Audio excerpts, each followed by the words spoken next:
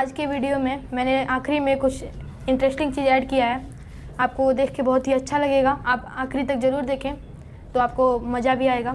और जो लोग पहले से हमारे चैनल को सब्सक्राइब नहीं किए हैं तो सब्सक्राइब करें और बेल आइकन को ऑल पे ज़रूर सेट करें और आपको इससे मेरे हर वीडियो का नोटिफिकेशन पहले मिलेगा। चैप्टर 4 मैप्स, इसमें आपको मैप्स पढ़ाए जाएंगे। तो आपने पिछले चैप्टर में ग्लोब के बारे में पढ़ा था, अब मैं आपको मानचित्र पढ़ाऊँगा। अब मैं आपको बता रहा हूँ कि इसका ज़रूरत क्या है।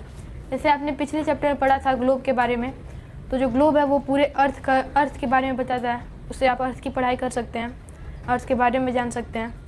और जो अर्थ के बारे में हम तो जान ही सकते हैं, लेकिन उसमें अगर जब आप इंडिया को देखेंगे तो वो डिटेल में नहीं दिखा पाएगा। किसी और भी कंट्री को देखें तो उसे भी डिटेल में नहीं दिखा पाएगा।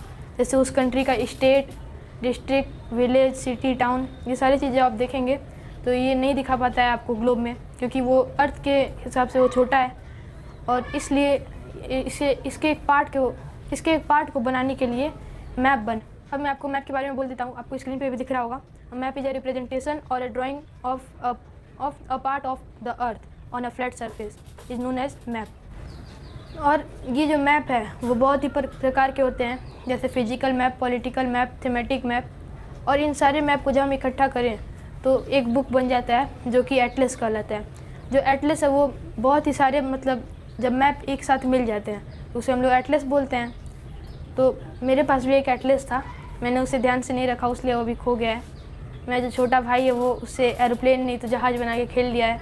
मेरे मम्मी दादी हैं, ये लोग उसमें से कुछ सामान पैक करके किसी को भी दे देती थी। उसमें मैं उसका ध्यान नहीं रखता था और अभी जाके मुझे पता चल रहा है कि उसको मुझे रखना चाहिए था। अब मैं आपको बताता हूँ कि मैप कितने प्रकार के होते हैं। जो कि मैप है वो 3 प्रकार के होते हैं, फिजिकल मैप, पॉलिटिकल मैप और थीमेटिक मैप। तो जो फिजिकल मैप है उसमें आपको नेचुरल फीचर्स को देखने को मिलेंगे, जैसे माउंटेन, रिवर, ओशियन, पॉन्ड्स, ये सारी चीज़ देखने को मिलेंगे। और इसे हम लोग रिलीफ मैप भी बोलते हैं। अब दूसरा मैप है पॉलिटिकल मैप, जिसमें आपको किसी कंट्री, स्टेट और टाउन, सिटी, विलेज, इन सब के बारे में पढ़ाया जाता है, मतलब दिखाया जाता है उसके मैप को। तो जैसे जब हम लोग इंडिया का जब मैप निकालेंगे तो उसमें आपको इंडिया का सारे स्टेट का जो बाउंड्री होता है वो आपको दिखाया जाएगा। और फिर उसमें जो सिटी सब रहता है उन सब का बाउंड्री दिखाया जाएगा, सिटी, विलेज, ये सब दिखाया जाएगा। तो वो जो होता है वो पॉलिटिकल मैप कहलाता है। और जो तीसरा मैप है वो है थीमेटिक मैप, स्क्रीन पे दिख रहा होगा। तो जब हम लोग रेनफॉल नहीं तो किसी वेदर फोरकास्टिंग के बारे में जब हम लोग मैप बनाते हैं, जैसे रोड मैप, रेनफॉल मैप और कहाँ पे बाढ़ ज़्यादा आता है, इन सब का मैप, तो ये सारे जो मैप होते हैं वो थीमेटिक मैप में आते हैं। मैंने आपको 3 प्रकार के मैप बता दिया है, आप इसे दोबारा रीड कर सकते हैं। चलते हैं हमारे अगले टॉपिक की ओर, जो कि है कंपोनेंट ऑफ मैप। जो आपको स्क्रीन पे दिख रहा होगा, 3 प्रकार के कंपोनेंट होते हैं मैप के, जो कि हैं डिस्टेंस, डायरेक्शन और सिंबल।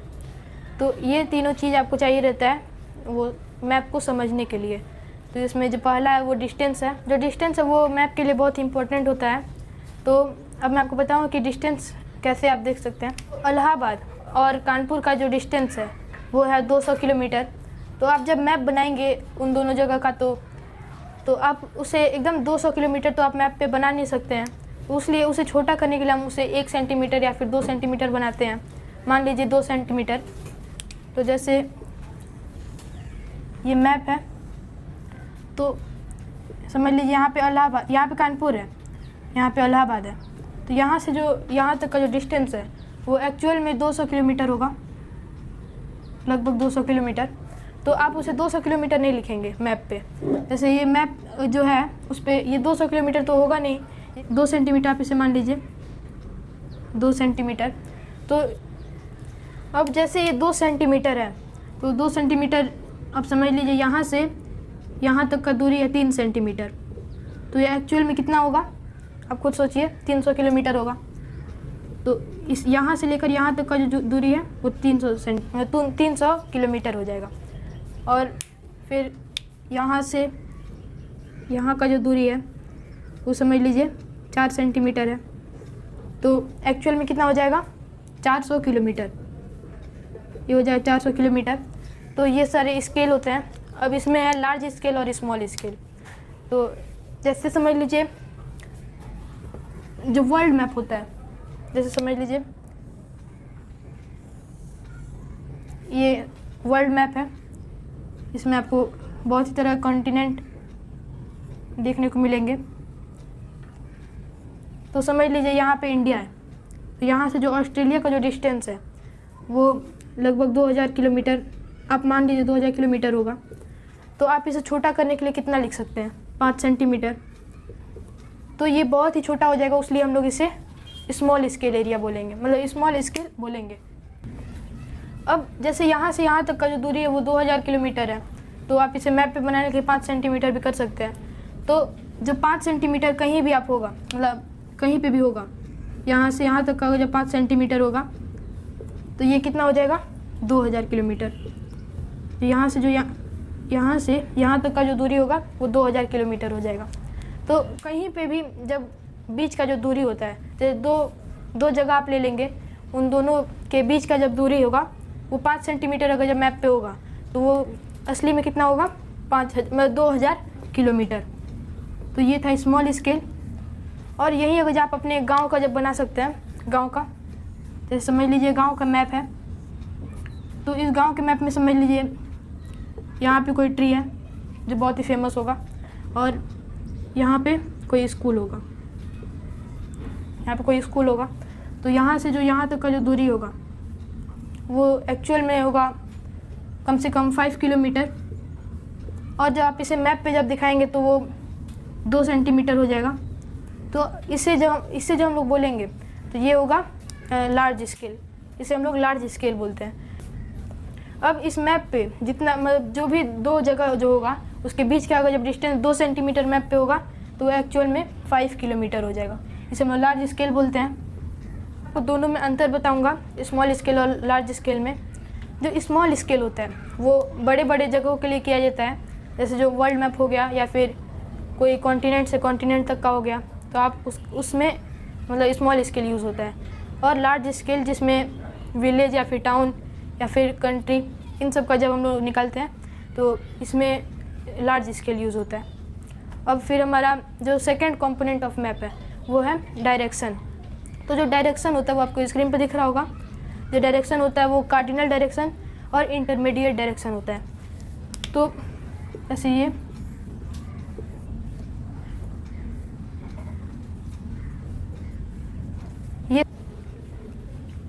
जैसे ये जो 4 लाइन है वो है कार्डिनल डायरेक्शन, जो कि है नॉर्थ, साउथ, वेस्ट और ईस्ट।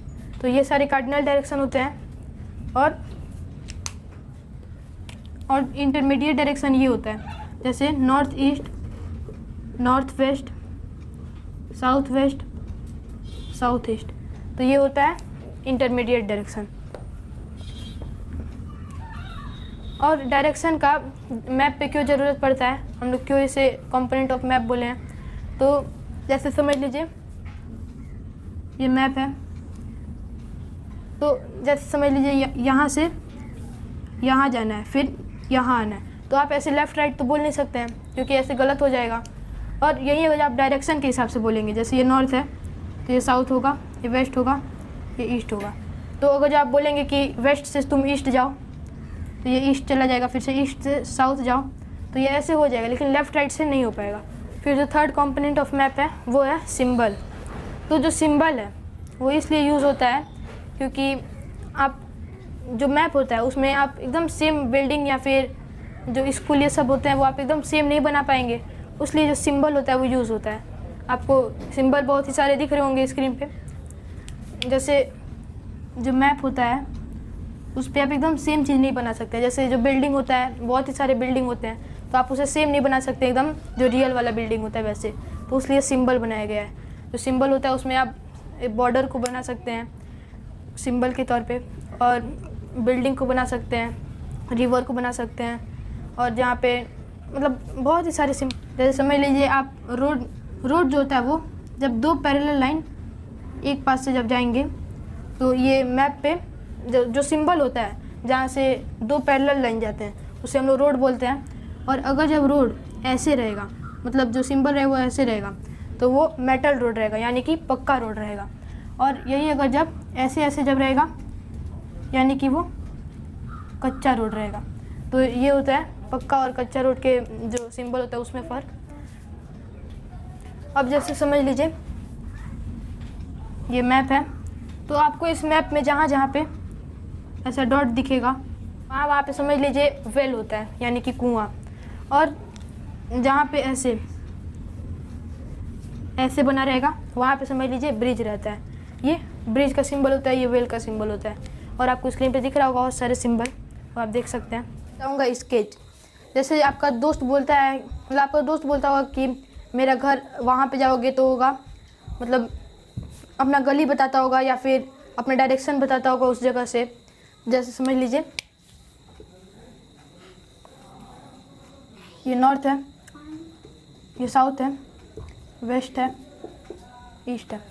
तो इसमें समझ लीजिए आप यहाँ पे हैं तो आपका दोस्त बोलेगा पहले ईस्ट जाइए, फिर नॉर्थ जाइए, फिर ईस्ट जाइए, फिर साउथ जाइए, फिर यहाँ पे जो जगह आएगा तो उसके ईस्ट की ओर मुड़ जाइए, तो यहाँ पे जो जगह आएगा वहाँ पे समझ लीजिए उसका घर है। तो ऐसे करके जो बताएगा, जो बिना स्केल के होगा, एक ये रफ ड्राइंग कहलाएगा, ये बिना स्केल का होता है। जैसे जो मैप होता है वो एकदम सेम स्केल का रहता है। जैसे उसमें मैंने आपको बताया था कि जैसे ये 2 सेंटीमीटर है, इसके बीच का जो वो एक्चुअल डिस्टेंस होगा वो होगा 200 किलोमीटर, ऐसे होता है वो स्केल, मतलब स्केल।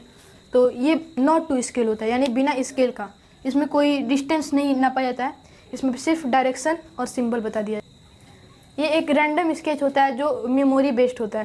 प्लान बताना है, प्लान जो हमारा अगला टॉपिक है, जो आपको स्क्रीन पे दिख रहा होगा।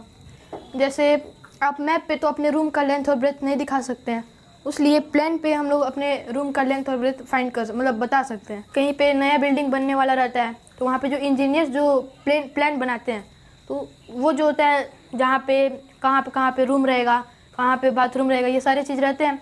तो ये जिस चीज़ में बने रहते हैं उसे हम प्लान बोलते हैं। जैसे समझ लीजिए ये हाउस है, मतलब आपका रूम है।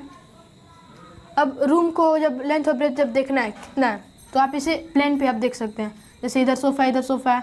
और ये जो है जैसे स्केच होता है वो नॉट टू स्केल होता है, यानी कि बिना स्केल का। और जो ये होता है प्लान जो होता है वो मतलब स्केल से होता है। जैसे ये लार्ज स्केल में होता है, इसका जो 1 सेंटीमीटर रहता है वो 1 मीटर रहता है मान लीजिए। और ये समझ लीजिए 5 सेंटीमीटर है तो ये 5 मीटर होगा।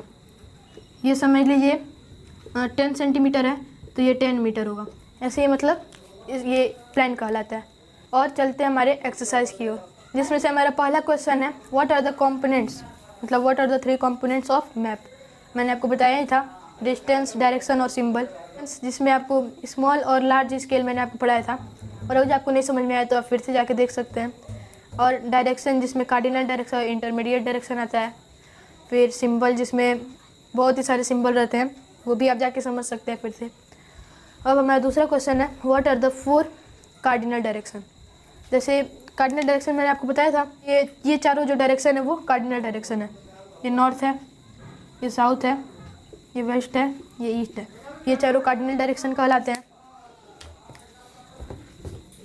हमारा अगला क्वेश्चन है how are maps more helpful than the globe. जैसे जो ग्लोब है उसमें आपको अर्थ के बारे में या फिर अर्थ को स्टडी करने में काम आता है, तो उसके पार्ट को जब हमें समझना है, उसके पार्ट को जब हमें डिटेल में जानना है, तो उसके लिए हमें मैप का ज़रूरत रहता है। और मैप में आपको बहुत ही सारे डिटेल भी जानने को मिल जाएंगे।